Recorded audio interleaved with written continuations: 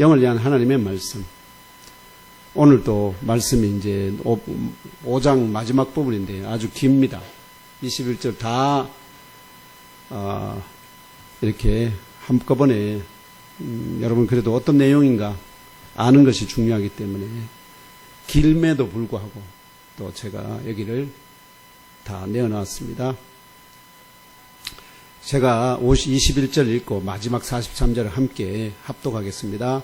제가 21절 읽겠습니다. 예수께서 배를 타시고 다시 맞은편으로 건너가시니 큰 무리가 그에게로 모이거늘 이에 바닷가에 계시더니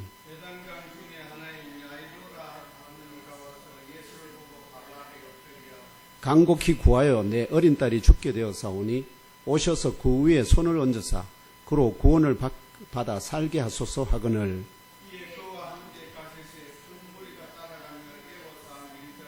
12해를 혈류증으로 알아온 한 여자가 있어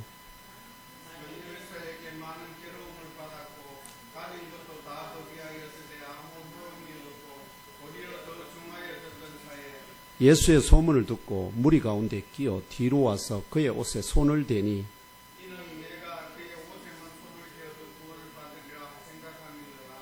이에 그의 혈류 근원이 곧 마름에 병이 나은 줄을 몸에 깨달으니라.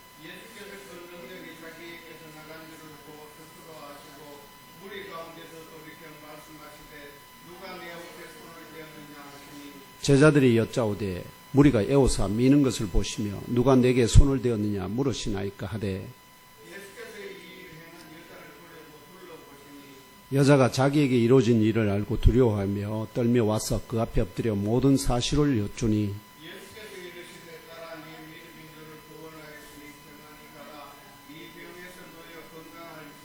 아직 예수께서 말씀하실 때 회당장의 집에서 사람들이 와서 회당장에 이르되 당신의 딸이 죽었나이다. 어찌하여 선생을 더 괴롭게 하나이까? 예수께서 그 하는 말을 곁에서 들으시고 회당장에게 이르시되 두려워하지 말고 믿기만 하라 하시고 베드로와 야고보와 형제 요한 외에 아무도 따라옴을 허락하지 아니하시고 회당장의 집에 함께 가서 떠드는 것과 사람들이 모이며 심히 통곡함을 보시고 들어가서 그들에게 이르시되 너희가 어찌하여 떠들며 우느냐? 이 아이가 죽은 것이 아니라 잔다. 하더라. 그들이 여자라 예수께서 그들을 다 내보내시니 아이의 부모와 또 자기와 함께한 자들 데리고 아이 있는 곳에 들어가사 그 아이의 손을 잡고 이르시되 달리 다굼 하시니 번역하면 곧 내가 내게 말하노니 소녀야 일어나라 하심이러라. 소녀가 곧 일어나셨으니 나이가 12살이라 사람들이 곧 크게 놀라고 놀라거늘 예수께서 이 일을 아무도 알지 못하게 하라고 그들을 많이 경계하시고 이에 소녀에게 먹을 것을 주라 하시니라. 아멘.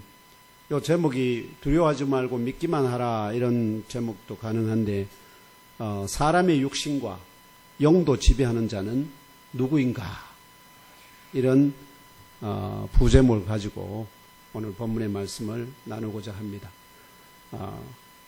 저를 따라서 제목 다시 한번 나눠보겠습니다. 사람의 육신과 영도 따라해 주십시오. 사람의 육신과 영도 지배하는 자는 누구인가? 예, 사람의 육신과 영도 지배하는 자는 누구인가? 이런 제목입니다. 오늘 성령 강림후 제11주 주일에 경산 예몸교에서 올려드리는 신령한 예배에 참석하신 형제 자매들과 온 가족 모두 영육이 더욱 강건하시기를 축원합니다. 아멘. 범사가 잘 되기를 기원합니다. 아멘. 근심이 떠나가고 염려가 없기를 소망합니다. 아멘. 주 하나님의 명령이 무조건 예수로 응답하시는 아브라함 같은 의인의 믿음의 용사들이 되시기를 축복합니다. 아멘. 오늘 주 하나님께서 예몸교회의 지체들을 위하여 주신 말씀은 나사렛 예수 자신이 누구인지 깨달아 알고 믿도록 1세기 제자들과 오늘 21세기 예몸교회 형제 자매들에게 보다 구체적으로 도전하시는 표적으로 계시하신 또 다른 사건입니다. 오늘의 표적은 2개입니다. 이 표적 2개인데 하나의 표적 안에 중간에 하나의 다른 표적이 끼어 있는 이런 형상입니다. 참 이런 걸 유대인들은 이런 본문 구절을 참 좋아합니다. 같은 주제를 담고 있거든요. 하나는 죽음 직전에 놓인 자신의 딸을 구원해달라는 아마도 가버나움 회당의 회당장 야이로의 간청에 응답하여 함께 가시는 중입니다. 그런데 12년 동안 혈류증을 앓으며 온갖 고통으로 몸서리치던 한 여인이 수많은 군중들 사이에 섞여 엄밀하게 뒤에서 나사렛 예수의 옷깃을 꽉 붙잡았을 때, 나사렛 예수의 옷깃을 꽉 붙잡았습니다. 아시겠죠? 꽉 붙잡았을 때 그녀의 혈류증이 치유되었다는 표적입니다. 다른 하나는 이렇게 혈류증 여인의 치유 사건으로 지체되는 중에 회당장 야이로의 딸이 죽어버렸다는 소식이 전달되었음에도 나사렛 예수께서 그 집안으로 들어가서 죽은 그 소녀를 다시 살려내신 놀라운 표적입니다. 혈류증 12년 동안 앓아서 아무도 치유할 수 없었던 그 병을 이 여인이 예수의 옷자락을 꽉 붙잡았는데 그 혈류증의 근원, 샘이 말라서 치유됐다는 거하고 이미 죽었다는 소문이 나서 그래서 그 야이로의 집에서는 이미 장례 준비가 한창. 그런데 거기 가서 예수께서 이 아이가 죽은 것이 아니다. 뭐라고요? 잔다. 이러니까 사람들이 어떻게 했습니까? 아이고, 뭘 몰라도 저렇게 황당무계한 마치 허경영 같은 그런 말을 하는 것으로 이렇게 사람들이 비웃습니다. 이처럼 혈류증을 12년 동안 앓고 있었던 이 여인이 엄밀하게 뒤에서 나사렛 예수의 옷을 꽉 붙잡았음에도 그 혈류증이 치유됐던 표적은 어떤 영적인 의미를 담고 있을까요? 예수의 어떤 면을 보여줄까요? 또 나사렛 예수께서 죽은 야이로의 딸을 다시 살려내시는 과정의 특이점은 무엇일까요? 그리고 왜 이 놀라운 표적을 아무도 알지 못하게 하라고 많이 당부하였을까요? 이러한 영적인 명제를 상고하는 가운데 한 주간 영적 전투와 영적 실험을 위한 영의 양식과 생수를 충만히 공급받으시고 오늘 주시는 명령대로 한 주간 온전히 순종하심으로 하늘의 신령한 복과 땅의 열매의 기름진 복을 받기에 합당한지를 시험하는 영적 도전을 이기고 승리하시기를 나사렛 예수님 이름으로 축복하며 기도합니다.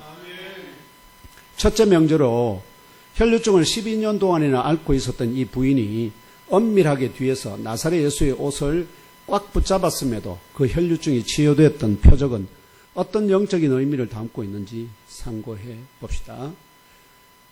의도적으로 어두워져 저녁에 제자들과 함께 가버나움 바닷가에서 배를 타고 갈릴리 호수를 건너가던 도중에 일어난 회오리 바람과 높은 물결이 배로 넘쳐 배에 물이 가득하여 배가 잠겨갈 때 선생님 우리들의 생명을 돌아보지 않으십니까? 하는 외침에 제자들의 외침에 고물에서 깊이 잠드셨던 나사렛 예수께서 즉시로 잠을 깨셔서 바람과 바다를 향하여 잠잠하라 고요하라 명령하시자마자 즉시로 바람이 잦아들고 바다가 온전하게 고요하게 되었다는 표적을 지지난주에 말씀드렸습니다.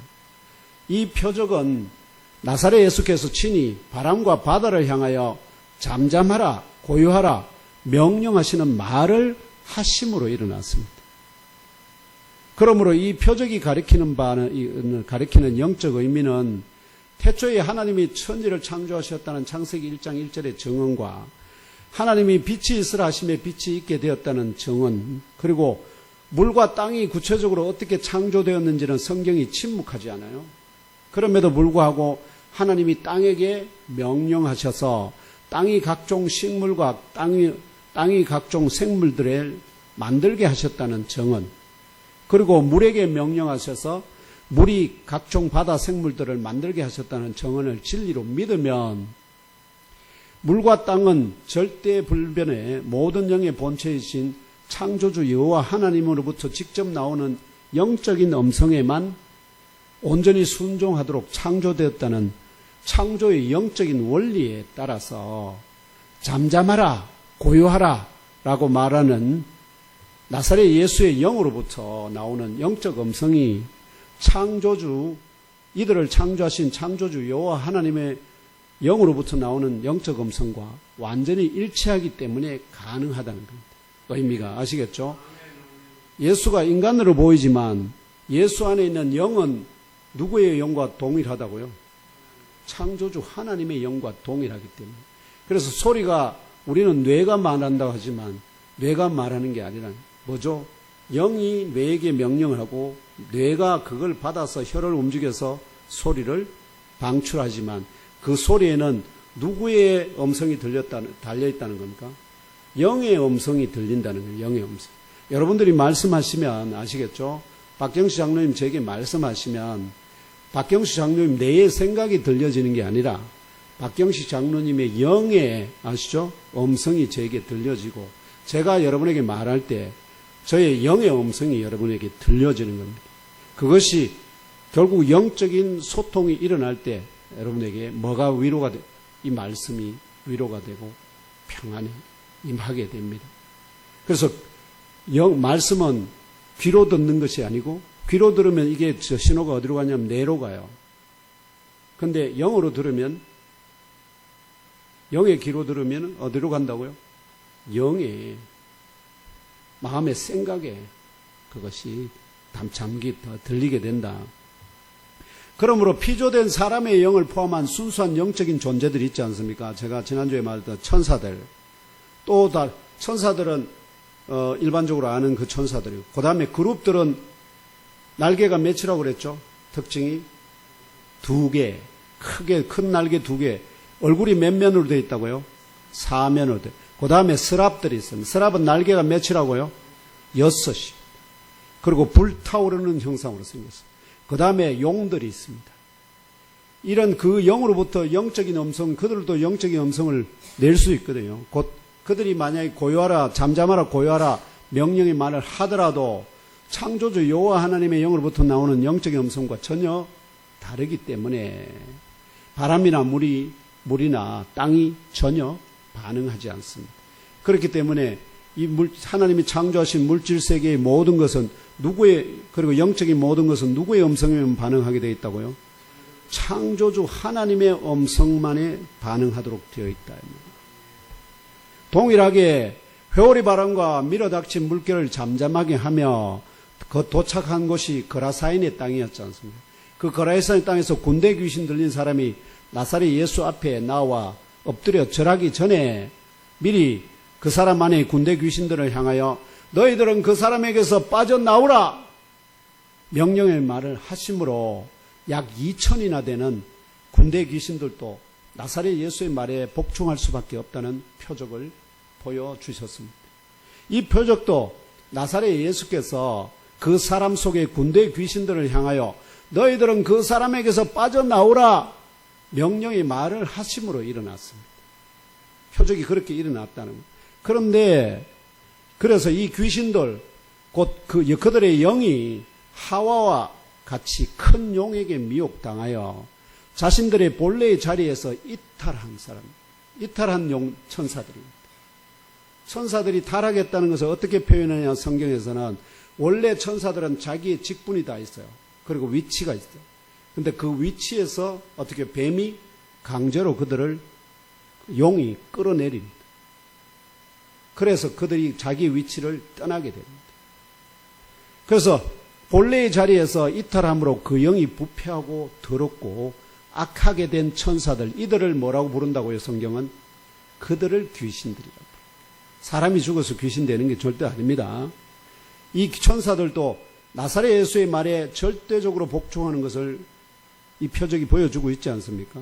그렇다면 이 표적이 상징하는 영적인 의미도 태초 이전에 천사들 자신들을 말씀으로 창조하신 창조주 여호와 하나님의 영으로부터 나오는 영적인 음성과 나사렛 예수의 영으로부터 나오는 영적인 음성이 완전히 동일하기 때문에 그들이 절대적으로 뭐 할 수밖에 없다고요?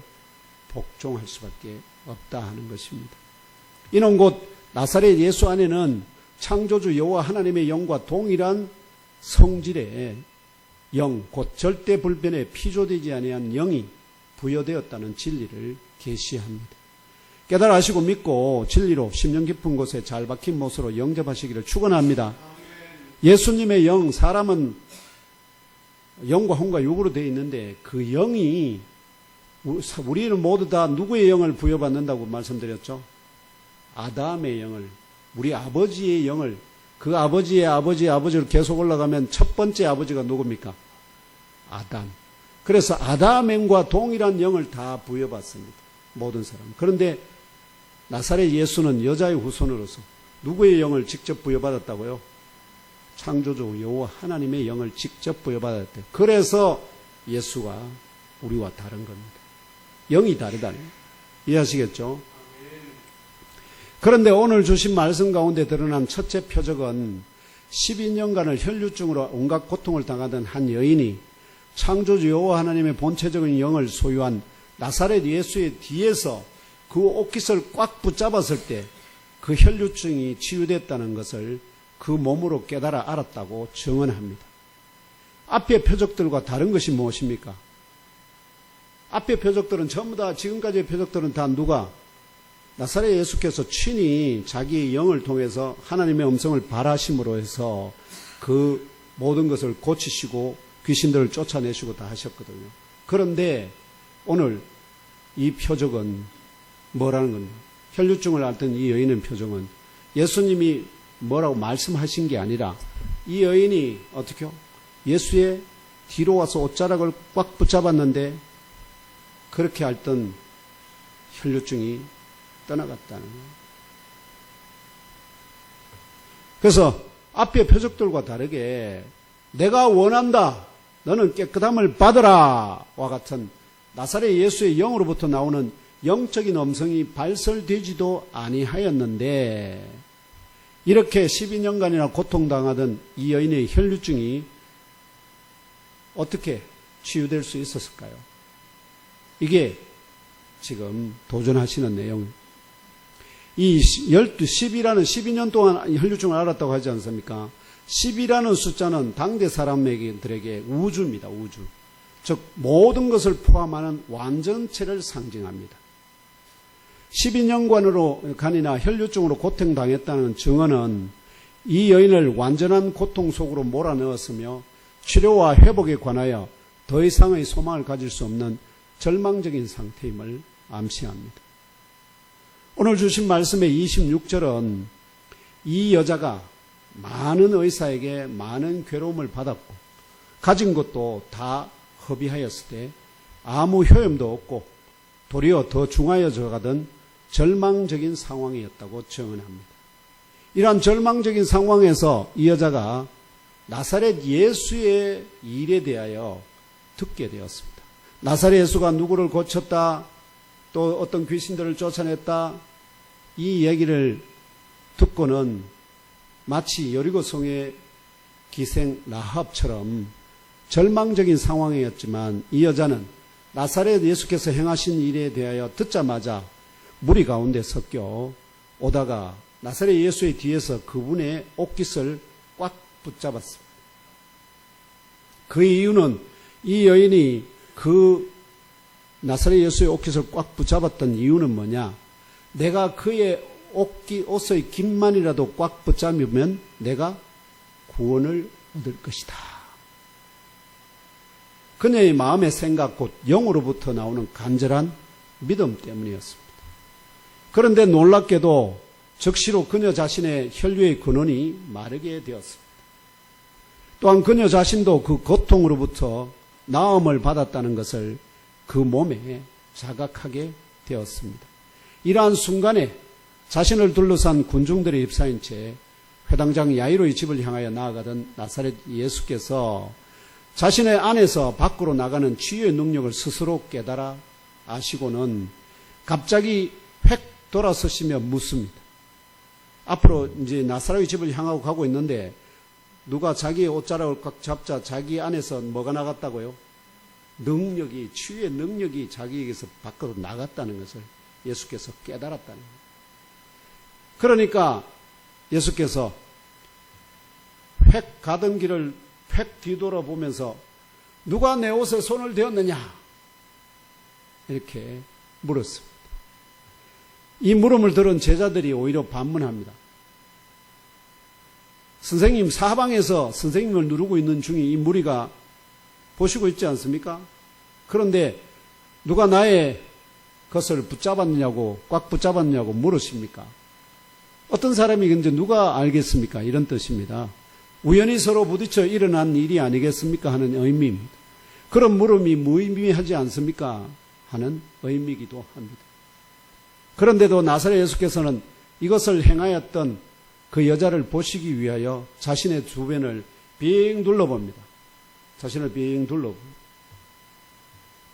이에 놀라게 된, 왜냐하면 우선 자기가 그렇게 믿었지만 예수의 옷자를 꽉 잡으니까 갑자기 자기 몸 안에서 병이 치유되는 걸 깨닫게 된 이 여인이 얼마나 놀랐겠습니까? 그러면서 또 허락도 없이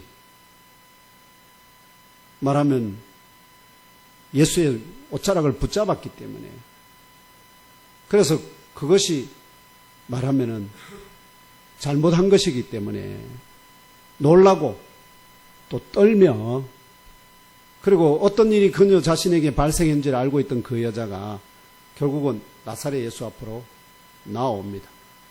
그리고 엎드렸습니다. 우리 오보연 집사님처럼 엎드렸습니다. 괜찮습니다. 또한 그 모든 사실을 나사렛 예수에게 토로합니다. 그 모든 어떤 일이 일어난지를 토로합니다. 오보연 집사님 뭐 하실 말이 있습니까? 예수님 앞에 나와서 엎드리면 뭐 도와주실 일이 계실 겁니다. 잠을 깨게 해달라든지 피곤을 물려가게 해달라든지 구하시면 됩니다. 아무튼 그렇게 이 모든 사실을 고백받으신 나사렛 예수께서 그 여자를 향하여 따라 이렇게 부르십니다. 따라. 지금 사람들 눈에는 예수가 부르는 것처럼 부르시면 예수 안에 누구의 음성이 나오고 있다고요? 창조주 하나님의 음성. 그를 따라 부르고 있는 겁니다. 여러분을 딸로 예수님이 부르시면 그거는 예수의 말이 아닙니다. 그분 안에 있는 하나님의 본체적인 영이 뭐로 인정한다는 겁니까? 이제 너는 내 딸이야. 이걸 인정해요. 그러시면서 이렇게 선포하십니다. 딸아, 내 믿음이 너를 구원하였다. 너는 평안히 가라. 또한 내 고통으로 벗어나 건강한 상태로 살아가라.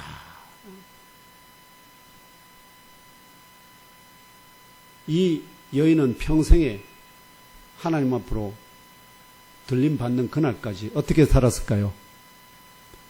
그동안 혈류증으로 말미암아 절망적인 고통 가운데 살았던 이 여인에게 이제 건강의 복이 찾아오고 화평의 복이 찾아오고 또한 영원한 하나님의 딸로 이제 들림받는 구원의 복까지 다 받게 되었다. 결국은 이 여인이 구원받게 된 또는 치유받게 된 그 핵심은 결국 뭐였습니까?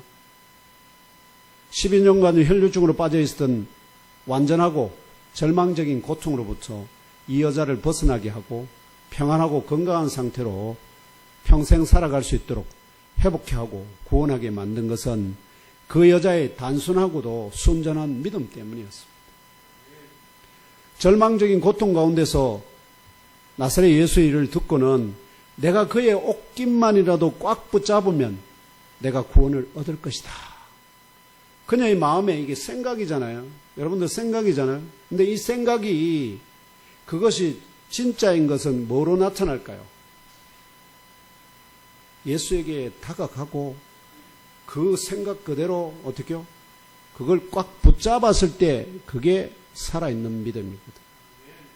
마음의 생각으로 이렇게 해야지만 하는 것은 뭘까요? 그냥 마음의 생각일 뿐입니다. 그 생각이 뭘로? 영이 그 생각을 실행할 수 있도록 뇌에다가 뭘 넣습니까? 뇌에다가 명령을 주고 그래야 그 명령을 받은 뇌의 명령을 따라서 몸이 손발이 움직여서 그분에게 다가가고 결국은 그 영의 명령대로 그걸 꽉 잡으니까 결국은 영이 시키는 영의 결국 이 영적인 믿음의 일이라 하는 것입니다. 이것이 바로 이 간절한 믿음의 행위가 구원의 시작이었습니다. 이 여자의 영으로부터 나오는 간절한 믿음의 행위가 곧 나사렛 예수가 소유한 창조주 하나님의 본체적인 영으로부터 치유의 능력 나오도록 촉발시켰습니다.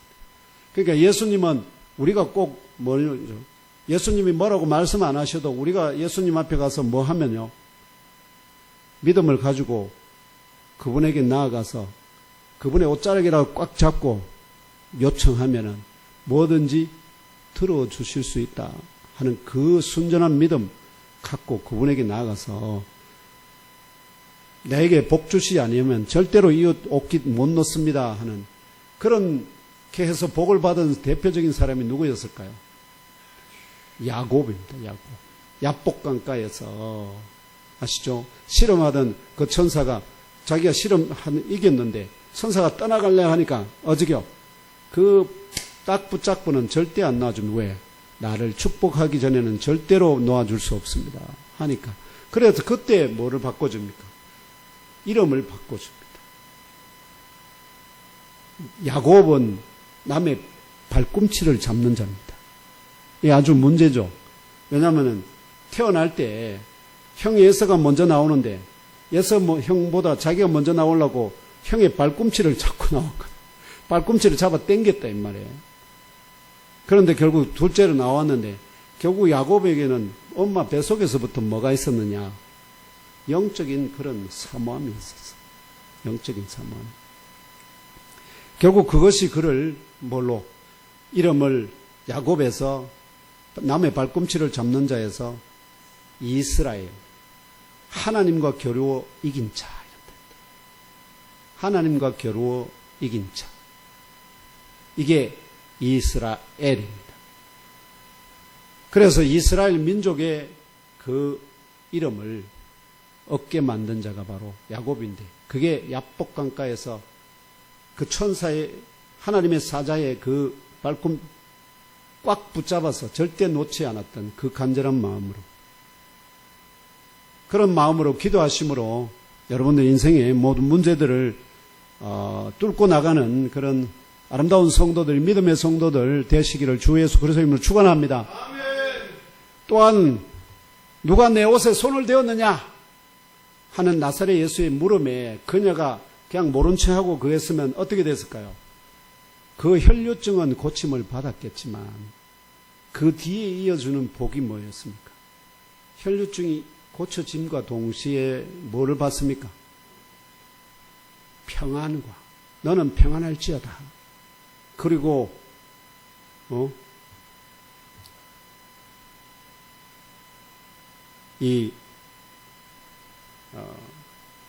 건강하게 평생을 건강한 상태로 살아갈지어다 하는 그런 완전한 복을 또 따라 이렇게 하나님의 자녀로 다시 영접받는 그런 완전한 영적인 구원의 복까지도 이 여인이 다 받게 된 것은 예수께서 누가 내 옷에 손을 대었느냐 할 때 그분 앞에 나아가서 진실하게 그 모든 사실을 아뢰므로 그렇게 된 것을 깨달아 아시고 모든 모든 질병에서 자유하게 되고 평안하고 건강하게 살아가시기를 하나님의 본체적인 능력의 영을 소유하신 나사렛 예수님 이름으로 축복하며 기도합니다. 둘째 명제입니다. 나사렛 예수께서 죽은 야이로의 딸을 다시 살려내시는 과정의 특이점이 뭔지 알아보겠습니다. 이렇게 12년간 혈류병으로 고통받던 이 여자가 치유되고 하나님의 딸로 선포되는 와중에 회당장의 집에서 사람들이 슬픈 소식을 가지고 회당장에게 왔습니다. 그 슬픈 소식이 뭐냐? 당신의 딸이 죽었나이다. 어찌하여 선생을 더 괴롭게 하나이까? 이렇게 소식을 전합니다. 어떻게 되었다고요? 당신의 딸이 죽었습니다. 그런데 어찌하여 아직도 선생을 더 괴롭게 합니까? 이 말은 당신의 딸이 이제 죽어버렸으니까 그 선생을 이제 데리고 가보았자 아무 소용이 없게 되었다. 그가 병을 고쳐줄 수 있을지는 몰라도 뭐는 안 믿는다는 거죠. 죽은 자를 살린다는 것은. 그거는 여러분 쉽게 믿을 수 있는 사람이 있습니까? 없습니다. 그래서 당신의 기대와 소망이 헛되게 되었으니까 이제 그만 선생을 더 이상 괴롭히지 말고 그냥 자기 일 하도록 놔둬 있어. 이런 의미입니다. 이 사람들이 회당장 야이로에게 전달하는 그 말을 들으시던 나사렛 예수께서 회당장에게 말합니다. 너는 놀라지 마라. 다만 너는 믿으라. 다시 말씀드립니다. 예수께서 너는 놀라지 마라. 다만 너는 믿으라. 자, 이렇게 두 가지 그걸 받았습니다. 소식을 전해받아. 하나는 자기 집안에서 온 사람들이 당신의 딸이 죽어버렸습니다. 이제 선생 데리고 가봐야 아무 소용이 없습니다 하는 얘기 하나 하고, 그 데려가던 선생은 다른 말을 합니다. 너는 놀라지 말라. 다만 너는 믿으라. 그러면 회당장 야이로는 선택의 기로 있습니다. 누구처럼? 하와처럼. 선악과를 범하지 말라. 범하는 반드시 죽으리라는 하나님의 말씀과 그거 따먹어도 안 죽는다 하는 뱀의 말죠. 딸이 이미 죽어버렸다. 그 선생을 데리고 가보았자 이제는 소용없다는 집안에서 온 사람들의 말과, 너는 딸이 죽어버렸다는 말에 놀라지 말라. 슬퍼하지 말라. 괴로워하지 말라. 다만 너는 나를 믿으라. 이 나사렛 예수의 말 가운데 어느 것을 믿어야 할지. 죽어버렸다는 딸의 그 말을 들으면 가버리면 모든 끝나죠. 그런데 예수가 두려워하지 말라고 그러는데, 그러면 믿져야 본전 아닙니까? 여러분 어떻게 하시겠어요? 믿져야 본전이죠. 가서 못 고쳐도 어차피 그런 것이고, 가서 고치면, 그러니까 회당장 야이로가 손해볼 일 없으니까 어떻게요? 그대로 슬프고 또 절망적인 상황이었지만 나사렛 예수의 말을 선택합니다. 그대로 집을 향하여 계속 나아가기로 선택합니다. 이때 나사렛 예수께서 이 표적을 때가 이럴 때까지 비밀로 유지하기 위하여 3명의 제자들만 따라오는 것을 허락합니다. 제자들이 많거든요. 근데 그 중에 특별히 3사람만 선택해서 너희들만 따라와 이렇게 합니다. 그 3명은 바로 베드로, 야고보의 형제 요한입니다. 세베대의 아들들이. 마침내 회당장 야이로의 집에 도착합니다. 이미 알아 누웠던 어린 딸이 죽어버렸기 때문에 회당장의 집에서는 무슨 준비를 하고 있을까요? 장례 준비. 그래서 장례 준비로 왁자지껄. 처음에 이제 뭘 준비하느라고 아시죠, 장로님? 장례가 딱 나면 온갖 화환 오고 또 사람들한테 소식 전하고 음식 준비하고 이렇게 왁자지껄한 상황이 되잖아요. 이런 것과 울고 있는 사람들, 또 크게 통곡하고 있는 사람들을 보시며 집 안으로 들어가셨습니다. 그리고 그들에게 말합니다. 너희들은 왜 왁자지껄하며 울고 있느냐 하면서 이 아이는 죽어버린 것이 아니다. 오히려 그녀가 잠들어 있다. 이렇게 얘기합니다. 세상 사람들은 다 죽었다고 얘기하는데, 죽어버렸다고 얘기하는데, 예수께서는 뭐라고요? 죽어버린 것이 아니야. 잠들어 있다. 이게 제가 죽음은 뭐라고요? 죽음은 절대 피할 수 없는 질병이 아닙니다. 고칠 수 없는 질병이 아니라는 거죠. 죽음은 고칠 수 없는 질병이 아닙니다. 고칠 수 있는 일종의 병입니다. 의사가 누구냐에 따라서. 그 죽음의 병을 고칠 수 있는 유일한 의사가 있습니다. 그분이 누굴까요? 오늘 이 어린 소녀를 살려내는, 이 소녀가 몇 살인지 아직 여러분들 나이가 안 나왔습니다. 어린 소녀라고만 나와 있습니다. 그래서 나사렛 예수의 이 말을 들은 사람들이 다 그가 헛소리를 하고 있다고 비웃고 있습니다. 그럼에도 나사렛 예수께서는 그 죽은 소녀가 누운 초소에 있던 모든 사람들을 밖으로 내보냅니다. 그리고 후에는 그 소녀의 아버지 야이로, 그리고 어머니, 그리고 3명의 동행한 제자들, 증인이 5명만 딱 데리고 예수를 포함해서 6명이 그 소녀의 처소 안으로 들어갑니다. 그리고는 나사렛 예수께서 죽은 그 소녀의 손을 잡은 상태로 죽은 소녀에게 말합니다. 달리다 쿠미. 여러분들은 뭐라고 성경에는 우리 한글에는 뭐라고 번역되어 있습니까? 달리다쿰이라고 번역되어 있습니다. 이 두 단어입니다. 달리다 쿠미 이런 뜻입니다. 이걸 달리다 쿠미를 달리다쿰 이렇게 번역해 놨어요. 달리다 쿠미 이런 뜻입니다. 우리말로는 달리다 쿰으로 번역되어 있는데 이 말은 아람어입니다. 이 아람어로 달리다는 소녀를 의미합니다. 소녀. 그 다음에 쿠미는 일어나다는 의미입니다. 그러니까 달리다 쿠미 하면은 소녀야 일어나라 의미입니다. 이해하시겠습니까? 이렇게 아람어로 말씀하시는 이유가 여러 가지 있을 수 있지만요. 무엇보다 이 말을 다른 사람들이 알아듣지 못하게 하여 비밀을 유지하기 위함이 주목적인 듯합니다. 왜냐하면 이 사건을 예수께서 뒤에 뭐라 하죠? 증인들에게 절대 아무에게도 알지 못하게 하라고 당부합니다. 그러면 비밀 유지가 필요하다는 거죠.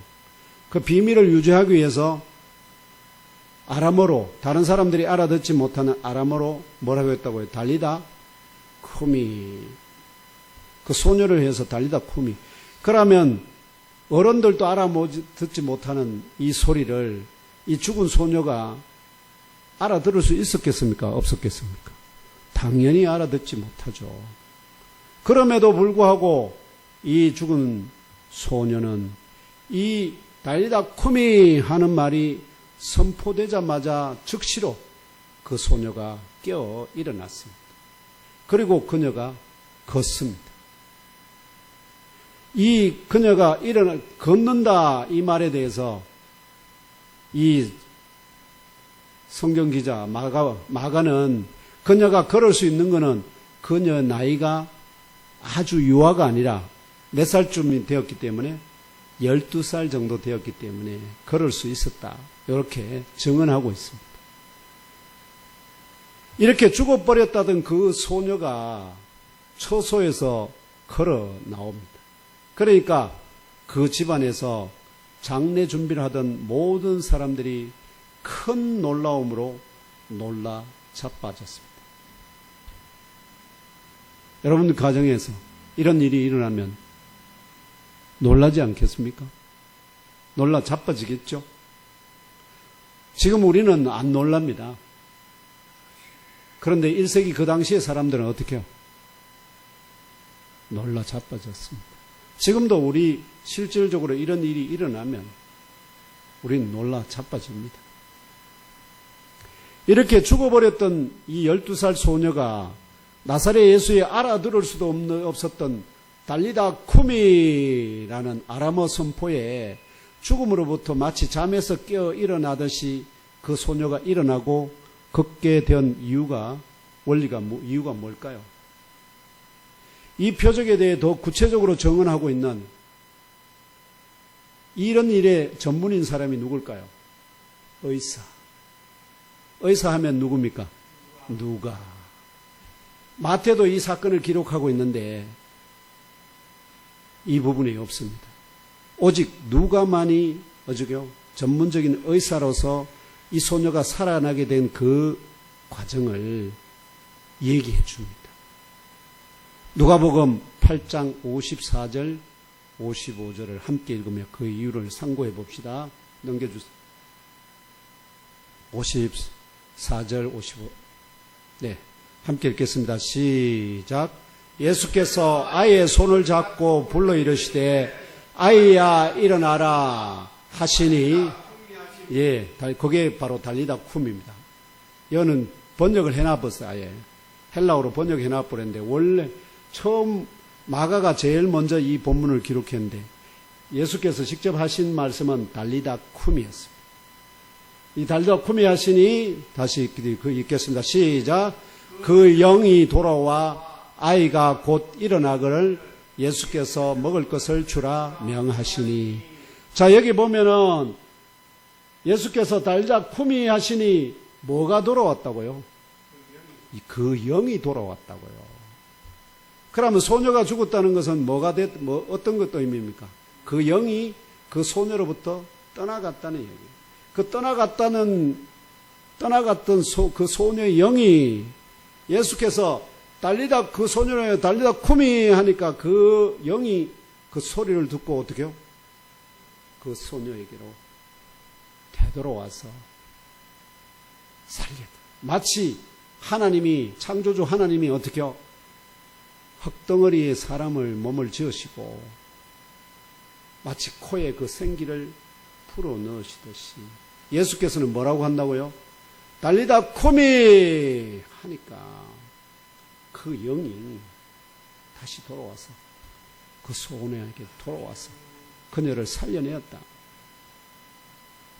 이 표적이 가능했던 이유는 바로 나사렛 예수의 달리다 쿰이 선포와 동시에 그 소녀의 안으로부터 밖으로 떠나갔던 그 영이, 푸뉴마가 이 소녀의 안으로 다시 돌아왔기 때문에 마치 잠에서 깨어나듯이 그 소녀가 일어나고 걷게 되었던 것입니다.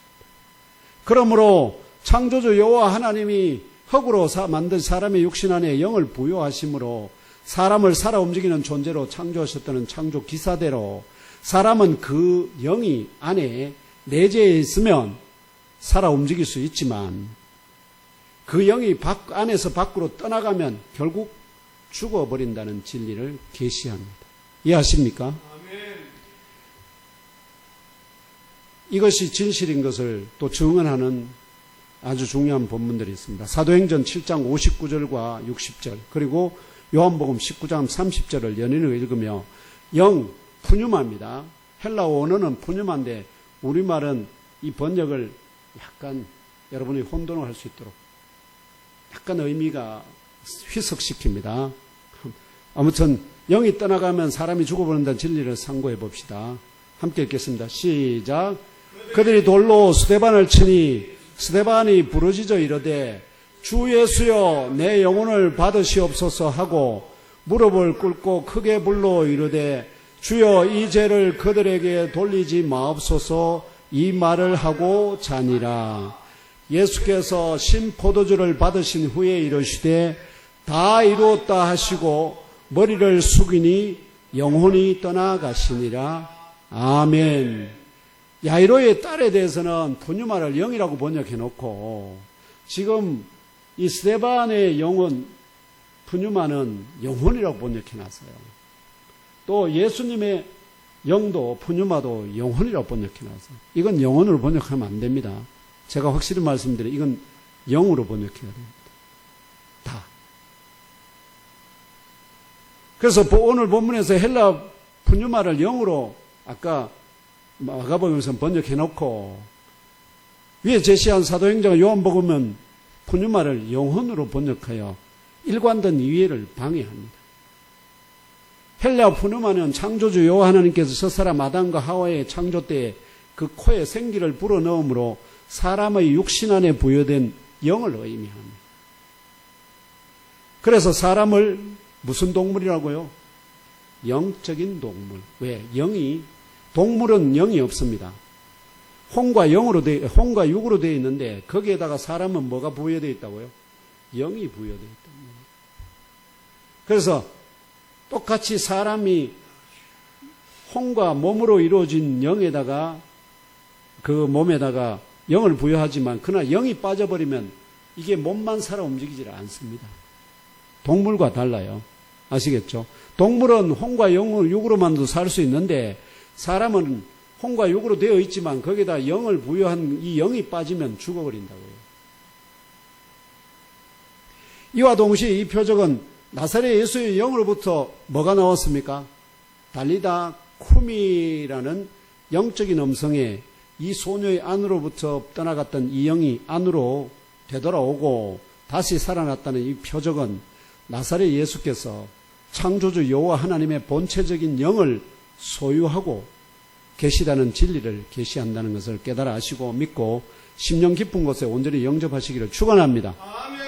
창조주 하나님의 음성이면 반응하도록 만들어진 영이 나사렛 예수의 이 달리다 쿠미 하는 말에 반응한다는 것은 나사렛 예수 안에 그 영이 누구의 영과 동일하다고요?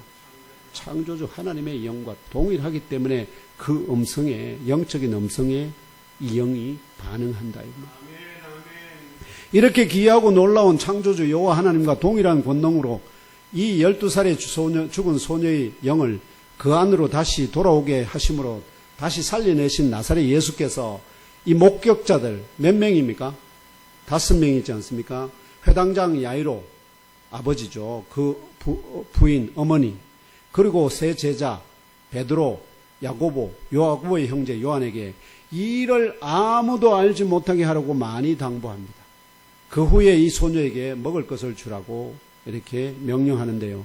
그렇다면 나사렛 예수께서 왜 이 놀라운 표적을 아무도 알지 못하게 하라고 많이 당부하였을까요? 왜냐하면 다른 표적들은 예수께서 다 어떻게 합니까? 모두가 다 알고 소문이 퍼져나가게 하는데 이 죽은 소년을 살린 이 표적은 아무도 알지 못하게 하라고 당부합니다. 이유가 뭘까요?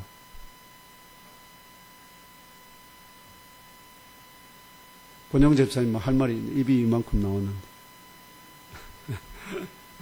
만약 이 소문이 널리 퍼지게 되면 어떤 일이 벌어질까요?